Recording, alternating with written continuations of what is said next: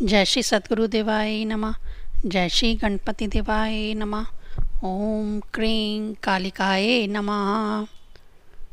श्री कालिका पुराण 39वां अध्याय। भूम तपस्या वर्णम। मार्कंडेय जी बोले, उस नरक नाम के राजा ने, जो श्री संपन्न, चिरजीवी और महान प्रक्रमी था, बहुत समय तक मनुष्य भाव के साथ राज्य किया। तब त्रेता युग के बीत जाने पर द्वापर के अंत में शोणितपुर नगर में बाण नाम का एक महान असुर हुआ। उसका नगर अग्नि द्वारा रक्षित था और वह स्वयं शिव का मित्र यानी भक्त था। वह बलवान था तथा 1000 बाहों को धारण करने वाला था। वह धुर ऋषि था। वह राजा बलि का प्रिय पुत्र था। नरक के साथ उसकी महान मित्रता हो गई और निरंतर एक दूसरे के यहाँ आने जाने तथा परस्पर के अनुग्रह के कारण उन दोनों में आग और हवा की भांति प्रीति हो गई और वह बाण जगत के स्वामी महादेव की आराधना करके असुरी भाव से युक्त हो निर्भय होकर विचरण करने लगा। उसी के संसर्ग से उस नरक ने भी उसके अद्भुत कार्यों को देखकर उसी के आसुरी भाव से उस बाण के साथ विचरण करना आरंभ किया। तब आसुरी भाव युक्त होने पर ना तो वह जिस प्रकार ब्राह्मणों की पहली पूजा करता था वैसी पूजा करता, ना यज्ञ व एवं दान से वह पहले की भांति प्रसन्न ही होता था। तब ना उस प्रकार पहले की भांति वह अपने पिता विष्णु के पास जाता था अथवा ना माता पृथ्वी की अर्चना करता था। कामाख्या देवी के प्रति उसकी पहले वाली भक्ति भी तब नहीं रही। इसी बीच ब्रह्मा के पुत्र महर्षि वशिष्ठ नामक श्रेष्ठ मुनि कामाख्या देवी के दर्शन हेतु प्रज्ञ ज्योतिषपुर गए। दुर्ग के भीतर नील पर्वत पर स्थित उस देवी के दर्शन हेतु गए हुए वशिष्ठ जी को नरक ने वहाँ जाने का द्वार यानी मार्ग नहीं दिया। तब क्रोधित हो मुनियों में श्रेष्ठ वशिष्ठ मुनि ने वीर नरक की भर्त्सना करते हुए कठोर वचन कहे। वशिष्ठ जी बोले, वराह तथा पृथ्वी के पुत्र होते हुए भी तुम मुझ ब्राह्मण को उचित मार्ग क्यों नहीं दे रहे हो? हे धरती के पुत्र, क्या यह तुम्हारे अपना कुल के अनुरूप कर्म है? मैं प्रज्ञा ज्योतिषपुर जाकर जगतमयी देवी का पूजन ही तो करूँगा। मार्कंडेय जी बोले, तब उस पृथ्वी पुत्र राजा नरक ने, जिसका अंत समय सा निकट आ गया था, कठोर वचनों द्वारा उन पर आक्षेप करते हुए उनको निरस्त कर दिया। तो वशिष्ठ ने क्रोधित हो राजा नरक को शाप दिया। वशिष्ठ बोले, हे वराह कुल को कलंकित करने वाले पाप रूप, तुम जिस विष्णु के द्वारा उत्पन्न हुए हो उसी मनुष्य रूपधारी विष्णु द्वारा तुम्हारा मरण भी शीघ्र ही होगा। हे पाप, तुम ही यहाँ हो रहो। मैं अपने आवास पर चला जाऊंगा तथा तुम्हारे मरने के बाद ही जगत जननी महादेवी कामाख्या का पूजन करूंगा। हे पाप, जब तक तुम जीवित रहो तब तक जगत को उत्पन्न करने वाली यह कामाख्या देवी भी अपने सभी परिकरों के सहित अंतर्ध्यान हो जावे। मार्कंडेय जी बोले, उस भूमि पुत्र द्वारा निर्वासित किए गए विशिष्ट मुनि अत्यंत कुपित हुए तथा उपयुक्त वचन कहकर अपने आश्रम को लौट गए। विशिष्ट मुनि के लौट जाने पर आश्चर्य से भरकर नरक शीघ्र ही देवी के मंदिर में नीलकूट नामक विशाल पर्वत पर पहुंचा। वहां जाकर उसने काम रूप धारणी कामाख्या देवी को नहीं देखा और ना तो उनके योनि मंडल को एवं ना उनके सभी परिकरों को ही देखा। तब दुखी भावो नरक ने अपनी माता पृथ्वी तथा पिता अविनाशी ईश्वर जगत के स्वामी भगवान विष्णु का सिमरण किया। हे द्विजों, जिस प्रकार विपरीत समय आने पर नीतिहीन पुरुष शिव का दर्शन नहीं प्राप्त करता, उसी प्रकार वे दोनों भी तब उसके सन्मुख प्रत्यक्ष रूप से उपस्थित नहीं हुए। तब बहुत देर तक उन दोनों की प्रतीक्षा कर वह भूमा असुर, उस जिसकी ध्वजा पर व्रज का चिन्ह अंकित रहता था, अपनी माता पृथ्वी और पिता विष्णु को ना पाकर शोकपूर्वक अपने स्थान को चल पड़ा। अपने घर को लौटते हुए उस भौमासुर ने अपनी नगरी को रजस्वला स्त्री की भांति पूर्ववती शोभा से रहित देखा। देवी के अंतर्हित हो जाने पर उसने वैदिक आचार से हीन तथा जिनके पुण्य कम हो गए थे ऐसे अकुलीन स्त्रियों की भांति श्रीहीन नगर को उसने प्राप्त किया। वहाँ न देवता जाते थे, न ब्राह्मण और न ही महर्षि। अतः उसके नगर में यज्ञ की क्रियाएं एवं महोत्सव भी क्षीण हो गए। तब अनेक देवी आपदाएं आने लगी, जिसमें बहुत सी प्रजा मर गई। नदों का राजा ब्रह्मपुत्र भी उस समय जल से हीन हो गया। तब वह नरक बहुत से उपयुक्त विपरीत लक्षणों को देखकर ब्राह्मण के शाप के कारण अपनी मृत्यु निकट आई समझने लगा। तब वह प्रज्ञ ज्योतिषपुर का स्वामी भौमासुर शोक से विहल चित्त वाला हो मानसिक रूप से अपने मित्र बलि पुत्र बाणासुर के पास गया। वह इसका प्राण के समान प्रिय मित्र था। बाण एवं नरक दोनों ही परस्पर एक दूसरे की रक्षा में देव वैद्य अश्वनी कुमारों की भांति सदैव तत्पर रहते थे।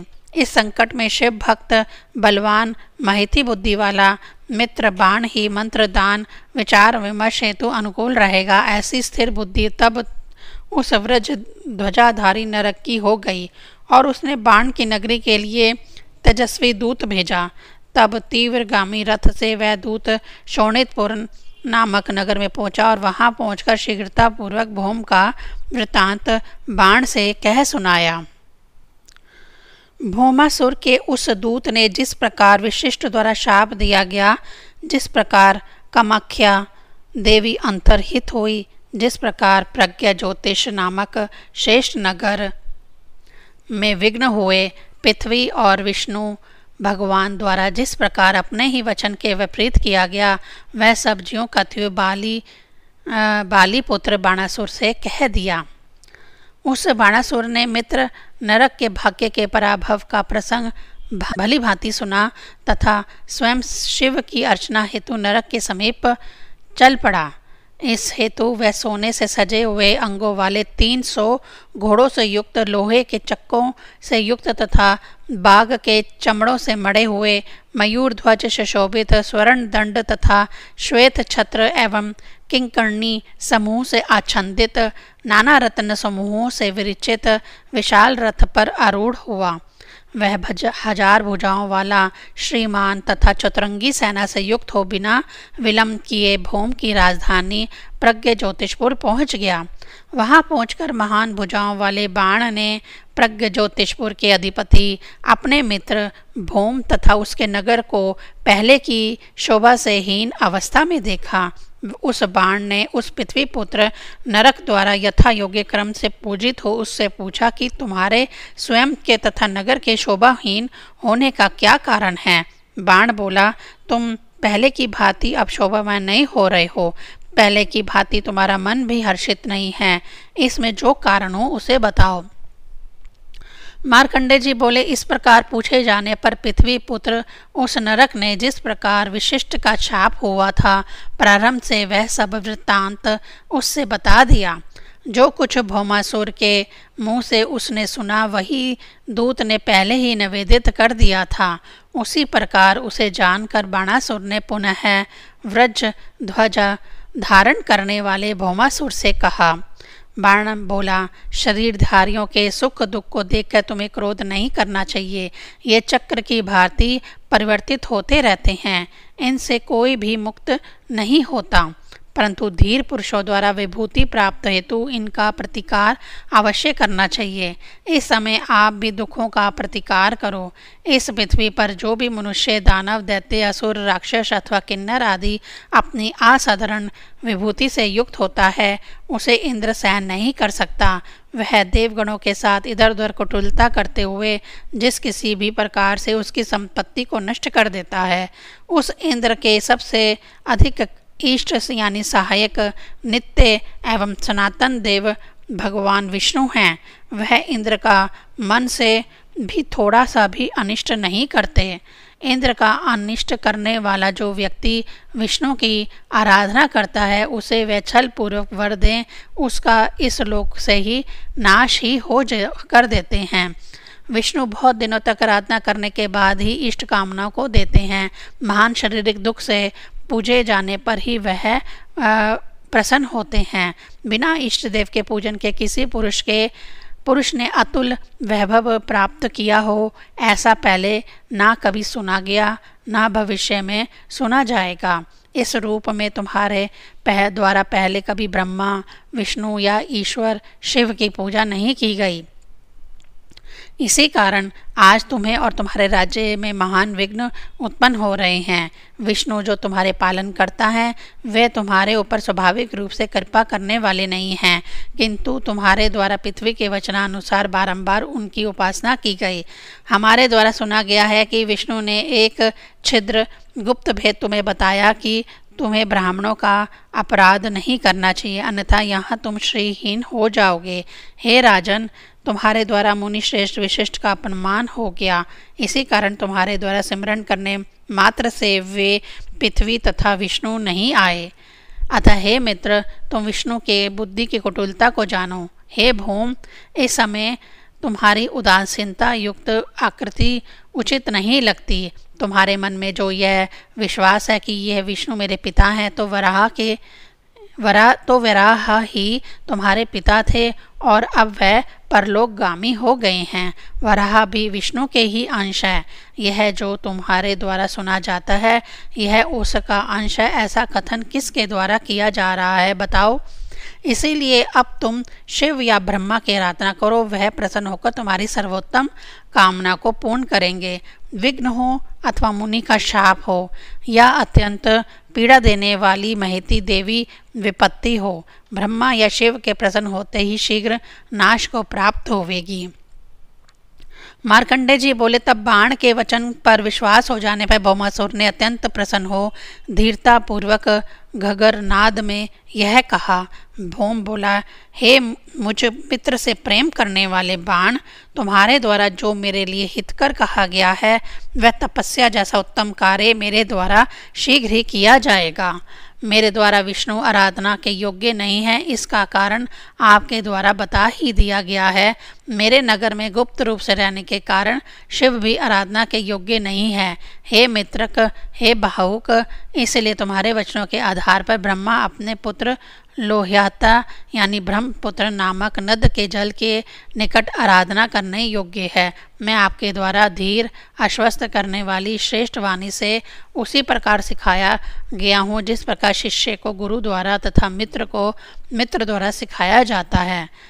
मार्कंडेय जी कहते हैं, तब उस व्रजध्वज नरक ने महाभाव बाण से इस प्रकार कहकर मित्र प्रेम से युक्त उस बाण की यथोचित पूजा किया। पृथ्वी पुत्र भौम ने यथोचित रूप से बलि पुत्र बाण की पूजा कर तथा उन्हें आवास आदि में प्रस्थापित कर अत्यंत उग्र यानी कठोर रूप से ब्रह्मा की आराधना करने की इच्छा किया। तब वह महात्मा नदों के राज्य लोह्याते यानी ब्रह्मपुत्र के किनारे पर स्थित ब्रह्माचल पर चढ़कर तपस्या करने को उपस्थित हुआ।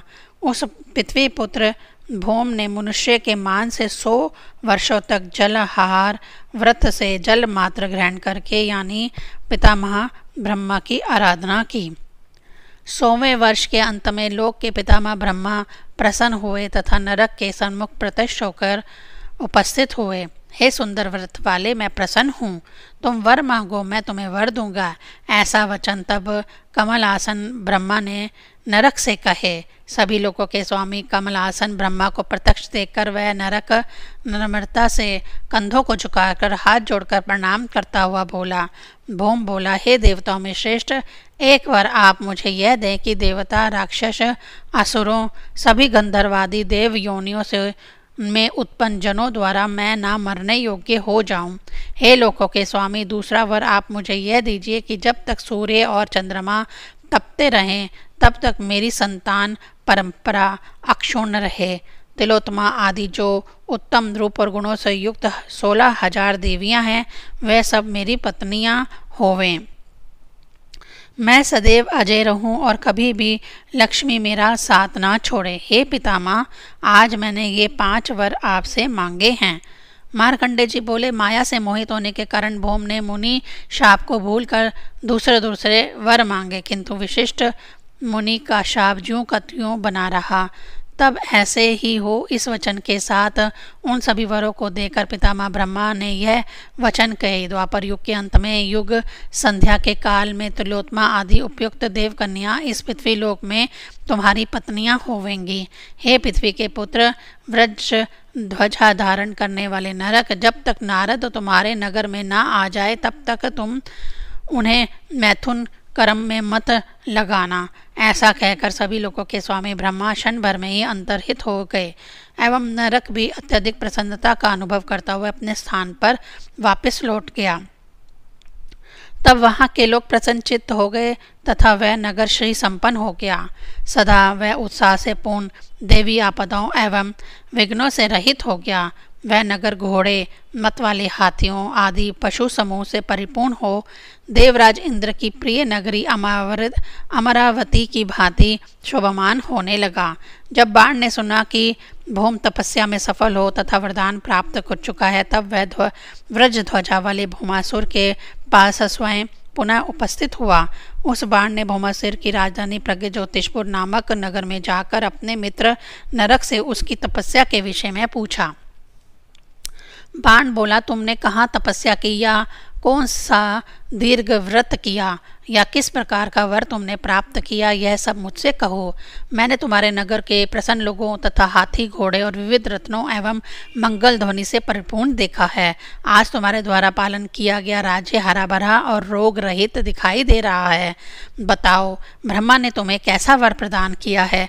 भौम बोला, ब्रह्मा स्वयं पर्वत का रूप धारण कर कामाख्या देवी को धारण करने के लिए यहाँ अवतीर्ण हुए हैं तथा प्राचीन काल में जब वशिष्ठ ने शाप नहीं दिया था तो वह स्वयं प्रतिदिन यहाँ आते थे। हे बालीपुत्र, वे देवश्रेष्ठ स्वयं देव समूह से सेवित हो मेरे नगर में निवास करते हैं।